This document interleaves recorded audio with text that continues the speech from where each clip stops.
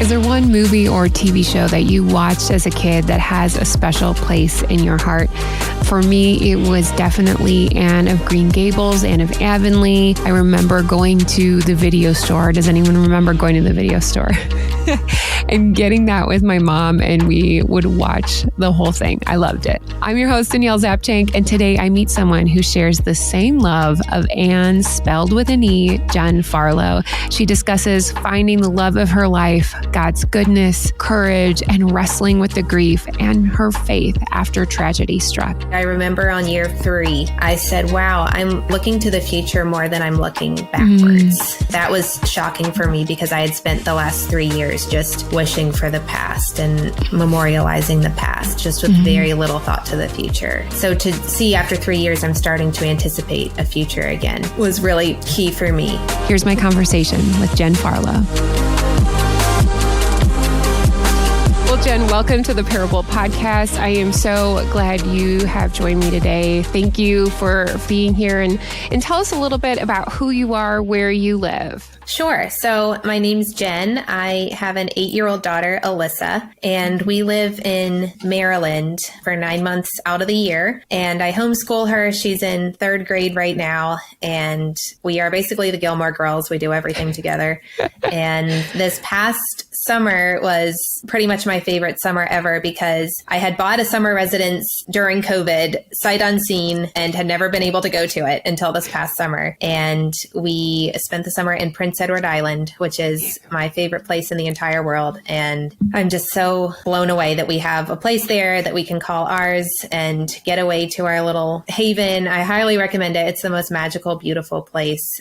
So if anyone hasn't been there, make the trip. It is so worth it. Well, I had read your blog and I saw that as well. And I'm like, oh my gosh, I love Anne of Green Gables. I remember watching that on TV with my mom. And I even bought the box set of it a couple years ago to watch with my daughter because it's just such a fun, heartfelt, lovely show. I love the character of Anne. So is that kind of the reason why you fell in love with Prince Edward Island? It was. Yeah. I watched the movies with my mom when I was 5. And from that moment, I just thought that's the most beautiful place I've ever seen. I want to go there. And so my husband actually took me as a surprise when I was pregnant with Alyssa. He knew how bad I wanted to go. And so we had just a magical baby moon there. And it was everything I ever dreamed and so much more. It feels like you're in another world of just peace and beauty and far away from the hustle and bustle of life. And so being able to be there every summer is the most restorative and beautiful thing.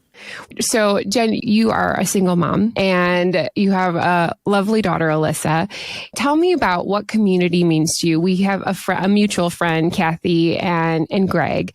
What is community like? Bringing in people, having friendship. What does that mean to you? Yeah, that's a good question. That's something I've thought a good bit about because when I became a single mom, I moved back to the church that I had grown up in, and I just felt like everything had changed. It felt like we went from being one of the families in the church to being like an outreach project. Like the Bible talks about, caring for the widow and the orphan. And I couldn't even reconcile to the fact that like those titles now applied to us. But then it felt like people just were kind of tiptoeing around us. They didn't really know how to engage. And it was more like service oriented than like genuine community is kind of how it felt. But shortly after I moved back, I went on a church plant with my church. We started a new church, and that was just an answer to prayer. I formed a new community with people who just treated me like one of the gang. Like it never was weird that I was the single lady hanging out with couples, and just having a place where there were so many men to love on Alyssa and there were so many kids for her to play with, and just being such good friends with couples.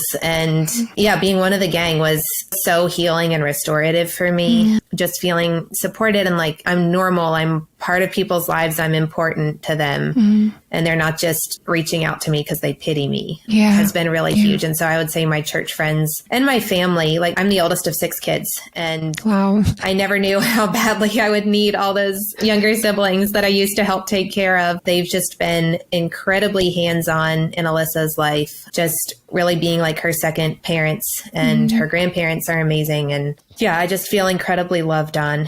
Even this summer forming new community in Canada, it's pretty incredible. Like the Lord has just brought people to us every step of the way. And I've never felt lonely or isolated in that sense. It's like there's always been people surrounding us. Well, Jen, we're going to get into your story in just a moment, but I did have a question when you were talking about the church.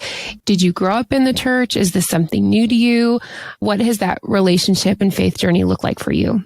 I did grow up in the church. I was raised in a strong Christian home where our parents taught us from earliest childhood about the Lord and to read our Bibles and pray and go to church. And faith was always an important part of my life. I graduated from a Christian school, went to a Christian college. I was never not in a Christian community, but the path that my life has taken, I would say my faith has completely changed and grown as a result of my experience. And so the faith that I have now is very different from the faith that I had growing up. Of course. Yeah, I think that's something that I've realized as we age, as we listen to other people's stories, that faith is shaped and molded over time through certain experiences, through different situations. And just to see that beauty, instead of like just saying, I believe in Jesus, and then you just have this faith and it stays stagnant or the same for the rest of your life, it grows and multiplies and becomes something so beautiful. I think that's interesting. And that's why I love stories so much, because we get to hear God's faithfulness and beauty and how he orchestrates it all and grows our faith. So Jen, I'd love for you to spend some time and share a little bit about one of your parable stories with us today. The parable that I want to talk about today probably sounds pretty straightforward and maybe like duh to some people, but it has become so real and just the lifeline for my entire life. So what I want to talk about today is just the Lord has taught me that he is good all the time and he is completely trustworthy. And I'll back up and start from the beginning because I thought that I had always believed this until my personal experience flew in the face of everything I believed and just kind of dismantled it all. So I was raised in the church, always had a strong faith. And when I was about 13, the Twin Towers fell, which was just terrifying for everyone. And right around the same time, 2 snipers started just terrorizing my hometown. They would drive around and shoot random people in the streets, and we weren't allowed to go outside. And I was so afraid all the time. I thought the world was going to end. And I would not want to fall asleep at night because I'd have these horrible nightmares. And my mom always came in my room and she would read Psalm 91 to me, which really became a lifeline to me. There were so many concrete promises that I just held on to and was comforted by. And there's verses that say, like, if you love the Lord and honor the Lord, then he will command his angels to protect you and you won't strike your foot against a stone, and 10,000 may fall, but it will not come near you. And I know now that those are eternal promises for the believer, no matter what happens to you on earth, like you are eternally safe in heaven. But as a 13-year-old, I just took those so literally. And I was like, I know that I love God and I honor God and obey him, so he's going to protect me. And that was just kind of how I made it through. Like I found a lot of comfort in that. Fast forwarding a few years, when I was 17, I met Nathan Farlow. I actually met him on Valentine's Day. He just walked in my front door to come to youth group for the first time, and I was smitten right away. And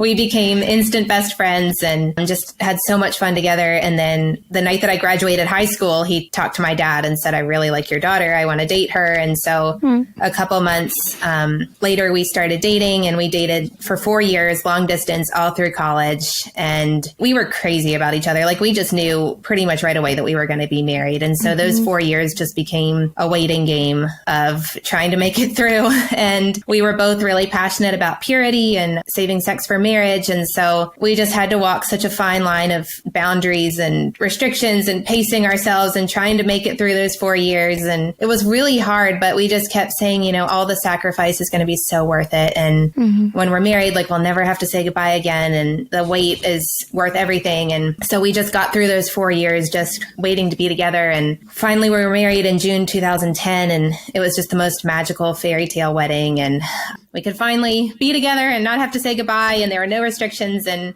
it was a magical marriage. Like that's the only way I can describe it. We just had the best marriage. And those 4 years were just the most beautiful of my life. And we moved to Texas Nathan was an engineer with ExxonMobil in Houston. So we moved there right after we got married and had this glorious marriage, but we had a lot of challenging life circumstances.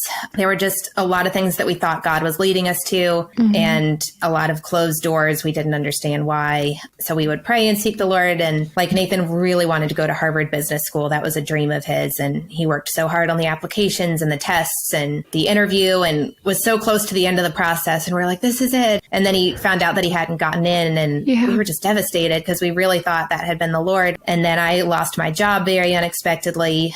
We moved away from our church and our friends, so we were pretty isolated. And we thought, all these things haven't panned out, so it must be time for us to start a family. And so we got pregnant pretty much right away. We were overjoyed and just planning for this new life. And I actually had a miscarriage at 16 weeks. And that was just like the last straw. We were like, God, every door has been closed in our faces. Like, we don't understand what you're doing.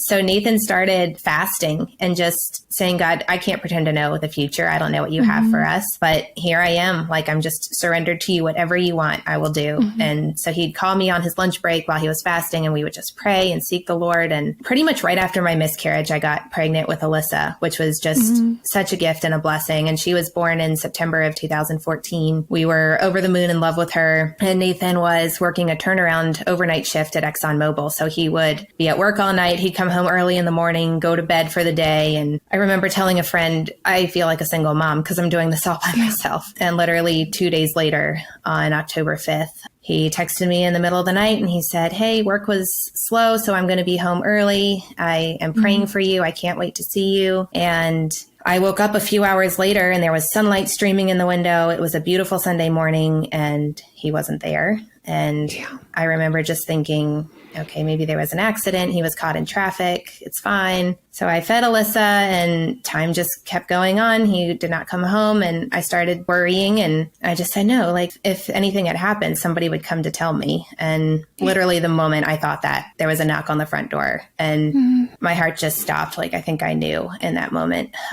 So I opened the door and the sheriff was there, and he just said, there was an accident. Your husband was hit head on by a drunk driver and he was killed instantly. And I went into complete shock. I remember just feeling like I was far away watching this happen to somebody else. And I was panicking, like, you're going to tell me this and then leave. Like, what am I supposed to do now? I'm all alone in Texas. My family's in Maryland and I have a new baby. And I called my next door neighbor and she came over until my family could get there. My mom flew down from Maryland, and literally the next day we were on a plane back to Maryland. I was like, I cannot stay in Texas one day without him. And I just remember for weeks and months just sitting in my parents' bedroom and just going through the motions of taking care of Alyssa and keeping her alive. And it was so mechanical. Like, I was just a shell of a person. And all I wanted was to die and be with Nathan. And I just begged God all the time. I was like, please take me before my daughter's old enough to realize what's happened. And like, there was nothing. I had nothing. I was dead inside. And I never felt rage toward this other woman who killed my husband. I could hardly even cry for him. Like, I was just so numb and dead. The one overpowering emotion that I felt was just this blinding rage towards the Lord, because I had grown up with such a strong assurance of his sovereignty and his utter control in every situation. And I knew he could have stopped this. This could have not ever happened. And I felt like, God, we gave you everything. Like, we sacrificed, we waited, we prayed, we sought your will with everything we had. Nathan was fasting. Like, he was begging for your will to be done. And is this your answer? Like, was this your plan all along? Were we just dancing towards this cliff with no idea that it was all going to end like this? And I felt so betrayed. And God did not feel safe. He did not feel loving. He did not feel good. I didn't know how to trust him for anything. How do I trust him with my baby when he's taking the man I love more than my life? And it was the darkest period of my life. I had no answers. And I remember reaching out to pastors at my church, just kind of in desperation. I was like, please help me make some sense of what I have always known in my head to be true. But my real life experience just seems to fly in the face of everything I've ever been told. And I would sit in their offices and they would just read me these scriptures that I knew already and give me some theology and send me on my way. And it just did nothing to meet me where I was at. And finally, this went on for a while. And finally, my senior pastor asked me if I wanted to talk. And I didn't think it would do any good because I had already tried talking to pastors. But I decided to go in and see if it was any different. And I went and sat in his office. And I've always been very closed off emotionally. Like I hate for people to see me cry. I have to be alone. But I sat down in his office and he just had these eyes brimming with compassion, and it disarmed me. Like I just sobbed for 15 minutes before I could even get any words out. And then I just poured it all out, you know, all the questions, the hurt, the anger, the betrayal, just everything I was feeling. And he sat there and listened to me for 2 hours, and he never once tried to answer any of my questions. He never tried to defend God's ways or talk me into keeping my faith. Like he just sat in the ashes with me and loved me and hurt for me. And I walked out of his office with a different view of the Lord. And I didn't see God as distant or angry with me for all my questions or fazed by my blasphemy or how dare you question. Like I just saw him like a father who's holding his child as the child is raging and screaming and beating against his chest. And nothing that the child can do will make the father love him any less or remove himself from the child. Like the Lord was just so present with me in every one of my darkest moments. And he let me have it out with him. He let me cry all my tears and ask all my questions. And in the end, like he had not changed. He was there the entire time. And the book of Job just started to speak so powerfully to me. Job is 40 chapters of questions. And God never shut it down. He never said like, how dare you? And he let Job have it out as much as he needed to. And then at the end of the book, like God did not answer a single question. He revealed himself to Job. And Job said at the end, in Job 42, verse 5, he says, my ear had heard of you, but now my eyes have seen you. That was 100% my story. The Lord just revealed himself to me as Emmanuel, God with us. And I saw that God's goodness is not dependent on my circumstances or my feelings.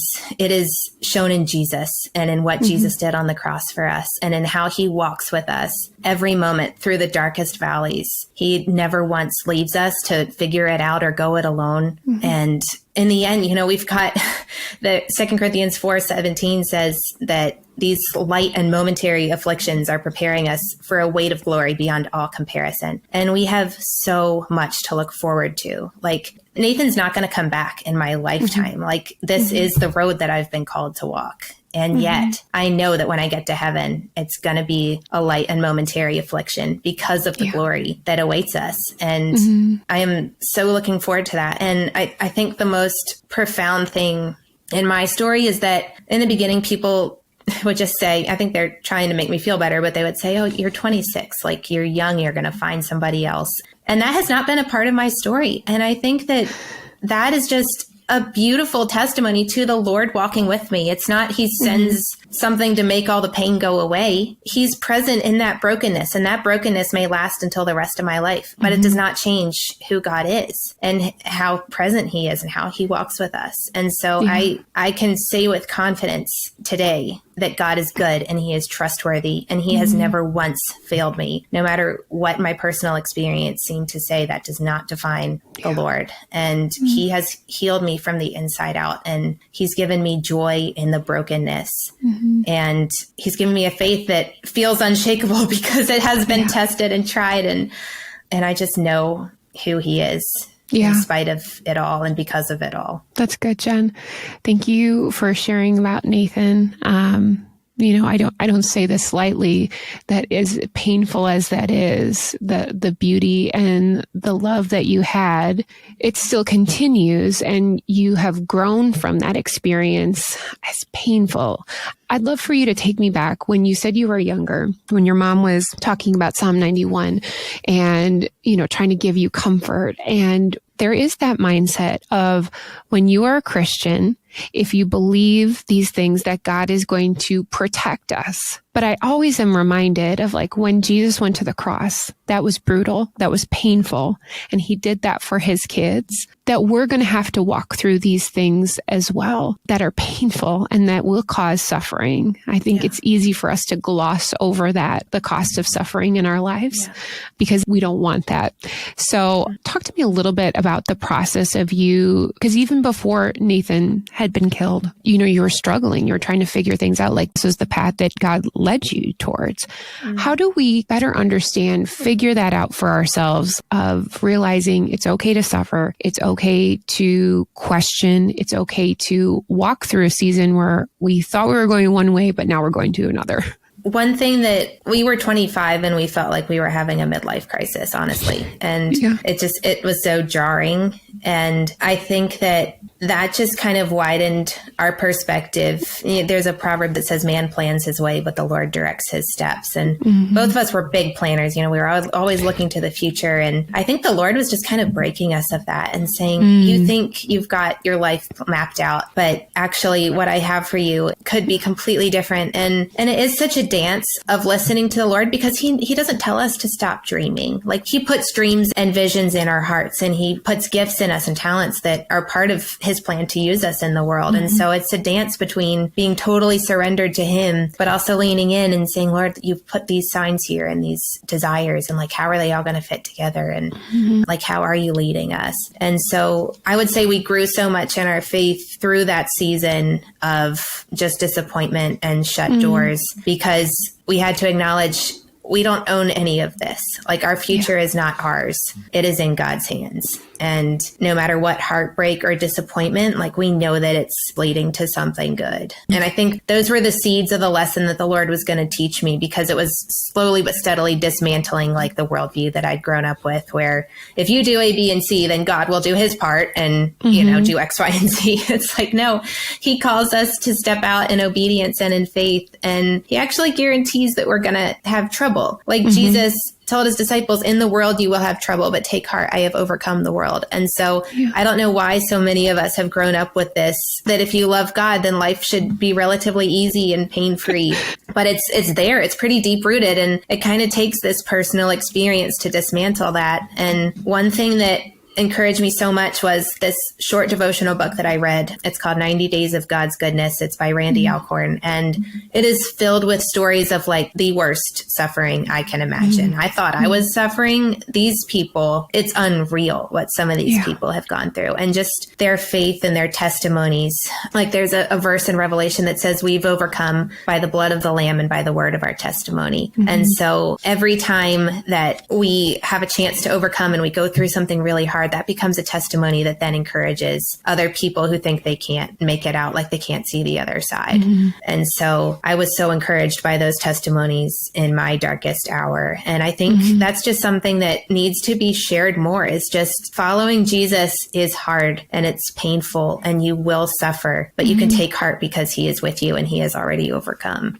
You had wrote in one of your blog that you were learning that there's immense purpose in your suffering. And I think that what you just said it's so true, that there is purpose. And when we are in all of our emotions, in the shock of it all, we question, we wonder. And I like that you said that you weren't angry at the woman who had killed your husband. You were angry at God, and you directed it there. And we have to wrestle with that. And I think God allows that. And I love the picture of what you put in there of how we're this child and we are just like beating on God's chest. I'd love for you to tell me a little bit about the process of grieving for you, because that takes time. I don't know if that ever actually ends. I don't know if you could speak into that, but it changes of like that initial anger response and questioning why to fading away. It's still there, but it changes. What was the process of grief for you? It was extremely long. I was postpartum. I was moving across the country. My parents sold the home that I'd grown up in. Like, they were packing to move when I moved home. And so I just felt completely homeless. And like, I have this new baby and all my stuff is in boxes, and the life that we built in Texas is not my life anymore. And my husband is not here. And so everything was just dismantled all at once. And I was in that place of just numbness and just going through the motions for a long time. And then I actually went to Prince Edward Island in 2016, and it was kind of out of desperation. It was like, I've got all this locked up tight and I need to be alone and let it out. And it was kind of a profound picture because I was on an island and I was surrounded by the ocean, and I just cried and cried and cried that entire summer. And this was 15 months after Nathan had died. And that was the first time that I really unlocked that grief and allowed it to come out. And at the same time, I started writing. Like, I had these extremely meticulous journals that I'd kept over all the years of us dating. And I had journaled very intentionally during those days of just deep darkness and blasphemous thoughts. And I wanted to remember how it felt, because I wanted to be able to reach other people who were in that moment and just had no perspective, felt like it was never going to end. I wanted to capture all of that. So I started writing our love story and the story of my grief, and writing was very healing for me. And I'm still writing. It's been 8 years. October 5th was 8 years since Nathan passed, and I'm still writing our story. And one day I hope I can share it with an audience, but it is healing for me, and it helps me track just how much God has done in my life and the whole grief journey from start to finish. And what's really interesting about my grief journey is that it kind of resolved as my daughter's journey was beginning. And so she's 8 now. Obviously, she was way too young to understand what was going on. And all through her toddler years, it didn't really come up. But as she's gotten older, she is asking the exact same questions that I asked as a 26-year-old. And as a mom, it's heartbreaking to watch your kid go through all these doubts and this anger and this fear. But at the same time, I'm so thankful because she's going through it as an 8-year-old where I built my entire faith on this foundation that crumbled because it didn't allow for suffering. And to see her wrestle with the Lord as a child, I just know that it's preparing her for an incredible faith.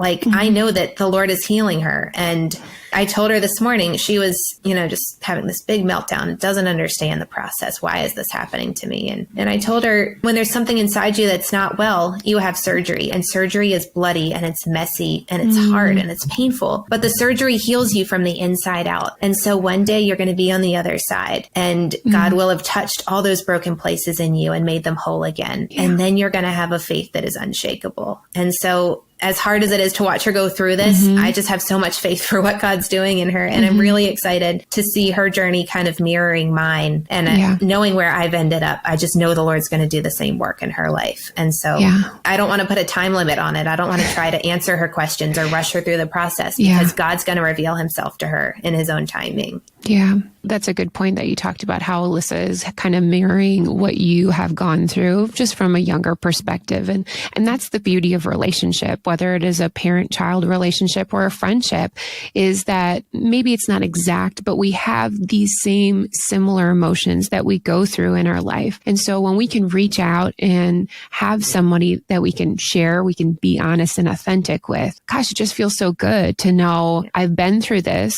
Our journeys maybe don't look exactly the same. However, I know that God is faithful and he's going to work through that. And he's so patient. He's so patient with us. Yes. So, Jen, I'd love to ask you about the thought of courage. I listened to your story. I'm like, wow, what courage you had at 26, even though you maybe didn't feel that way. Just your perspective of courage prior to Nathan's passing, and then what that looks like for you now. Like, what does courage look like to you now as a mom of an 8-year-old and continuing on and moving on in your life? Yeah, that's a really good question. I think that when I had Nathan physically with me, it was so easy to follow God in a lot of ways because it was like he was my husband, like he was the leader of our family. And so whatever direction he felt from the Lord, I was all in. I was like, yeah, I support you. Like, let's do this. We're in it together. We got this. But I realized when he wasn't there anymore that it was literally just me and God. And that didn't sit well with me for a long time when I was working through all my issues with the Lord.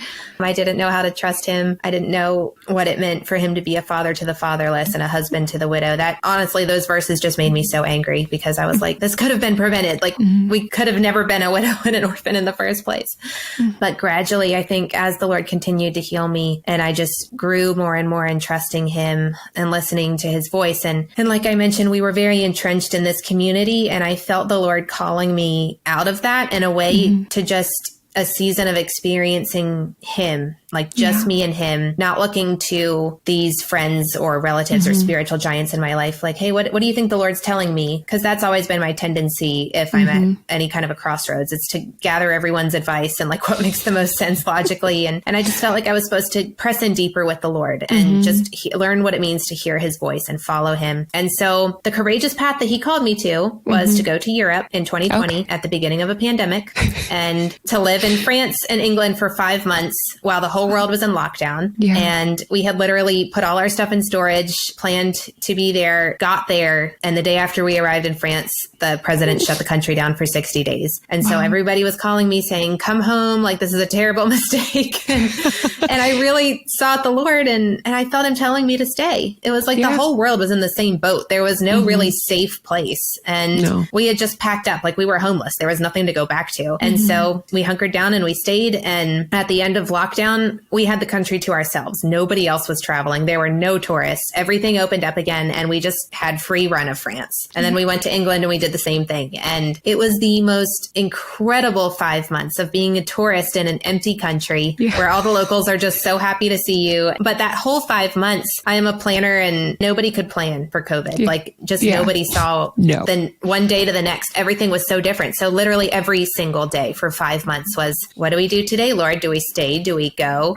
Do we go here? Do we go home? Like, what do you have for us today? And I just have so many stories from that 5 months of just being led by my shepherd and learning what that feels like, knowing what it means to hear his voice and follow him and trust that he's leading you into something good. And he has a plan for you and everything is working towards that plan and that purpose. And I think I came home just my entire relationship with the Lord had changed in that 5 months. And he led me to buy my house in Canada and my house in Maryland. In France during COVID, like hadn't seen either of them, but he just gave me like the picture of my future. And I came home and I knew what I was coming home to and I was all in, I was ready to go. And that trip just solidified my faith with the Lord. It wasn't my church's faith, my family's faith. And I'm so glad I've had that because my church community has gone through a shaking up where pretty much all my people are moving away. And if I was less secure in my walk with the Lord, I'd be panicking. Like, do I go with them? Like, these are my people. But the Lord has called me to something and he's given me a vision for my future. And it's not dependent on what anybody else is doing. And so just learning what it means to follow God for myself and not be dependent on other people to hear God for me has just been life-changing and pivotal for me. And I pray that I'm modeling that for my daughter because what more could she aspire to as a woman than to hear God and be led by the Holy Spirit? And that's the legacy that I hope I can leave with her. How do you incorporate Nathan into Alyssa's life? Is there ways that you want to consistently remember him, or do you bring up stories often? How do you do that for her? That is a constant dance to figure out because when she was very small, I had him everywhere. I had his pictures all over the house. I would hang his stocking at Christmas. I mean, I think I went too far. I was constantly taking her to the cemetery. And eventually I had a counselor who walked with me for about 4 years and she was a lifeline. Like, I don't think I would be sane without her.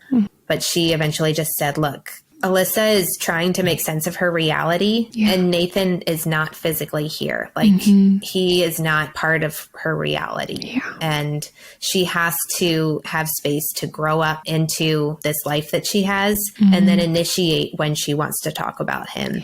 Because I had this massive, like larger than life picture of him right over her bed. It was the first thing she saw, the last thing she saw before she went to sleep. And I just wanted her to know him, but it was like, it was too much. Like she couldn't be fully present in her life as it is. And so I just very little by little started to remove some things, and she didn't ask about it. It was just, okay, this is our life. And we still talk about him. She brings up when she wants to talk about him, and she does. But I think it's at this point in her grieving, it's more painful than comforting. Yeah. You know, she hears stories about how amazing he was, and that just raises all the questions of, if he was so amazing, why don't I get him? Like, why do I have no memories? Like, what did I do that God would take him right when I was born? Like, just really tough stuff. So it's not a comfort really at this point. And I know that when she works through this period, she's going to have these legs to stand on of like, this is my legacy. This was who my father was. His DNA is in me. Like I have the same potential that he did to be a world changer. And she's going to have that to stand on, but it's not for right now. Yeah. We go to the cemetery maybe a couple of times a year, like on a holiday, because it's just not a healing thing for her right now. We're pretty close with his family. We see his parents often, talk with his siblings. And I love that she gets to kind of experience him through his family. But it's very much a process. Sure. I think that's good for us to hear because, you know, when somebody goes through a hard spot, they're in the grieving process. It is like uncomfortable. I know when I go to memorial services, like I know where they have gone. They love Jesus and I want to feel for that family. And I think like, I just don't want to be awkward. I don't want to say the wrong things. I want to help them. And again, I have to remind myself, it's not about me. It's about them. So, you know, I appreciate what you said earlier with the pastor of just listening, just being there. Yeah. And what you said also with the dancing, like it's a dance, like things are going to move and shift and nobody has the playbook to this. Yeah. And so I love that you're just honest about, hey, we're trying this and then maybe that's not going to work. And as we age, as we grow, as we figure things out, things are going to shift. And I think that's okay. So I appreciate that. Jen, one last thing. Before we started talking, we were talking about our friends, Greg and Kathy, and you said, I didn't realize healing can be this complete. Do you feel like that is for you, that healing has been a completing process?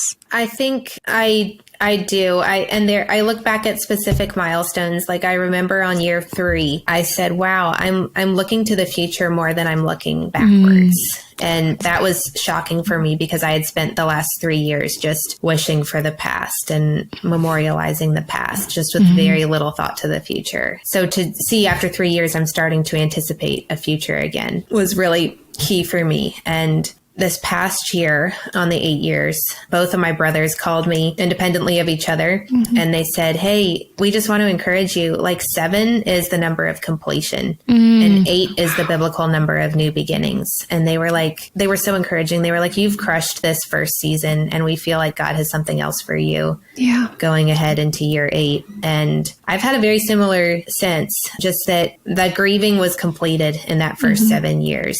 And I will always miss Nathan. I will always long to see him again. But I'm just so incredibly thankful for the years that I had with him. And I say all the time, like if I had known the end of the story at the beginning, I would have chosen him over and over again because it was so worth it. And those 8 years that we had together, he gave me a lifetime of love. And I'm so thankful and I'm so lucky that he chose me. And I think that I can embrace that and be so thankful for it, but also move ahead into what else God has, just with openness and with expectancy and with hope. Alyssa and I talk about hope a lot. It's a confident expectation of good, that God is good and he will do good. And I believe that with my whole heart. So I am excited to see what he does with my story. And I really am praying for, at the right time, some kind of way to encourage people, whether it's through writing or through a ministry. And right now I'm very much in the weeds of raising and homeschooling a child. But I know that there's a lot of life beyond these years. And so I'm not in any hurry. And I know that the Lord will accomplish his purposes and his timing. Yeah. Jen, if people wanted to get connected to you, how can they reach out? How can they find you online or on social media? I am on Instagram and I very sporadically write a blog. So those are the two best ways to connect with me. Yeah, I will put all of that in the show notes. Jen, Thank you for just letting us walk through this parable of your life. And I agree. I think it is constantly changing, shifting. You're growing from that. In the beginning, you were saying when you and Nathan were dating, you just never wanted to say goodbye to each other. You're never going to have to do that again. And I just think that one day, when you guys get to heaven, you really won't have to ever say goodbye. So it seems so intense and so long here on earth. But the beauty of it is you will one day see him in heaven, and so will Alyssa. And so thank you for sharing your story today.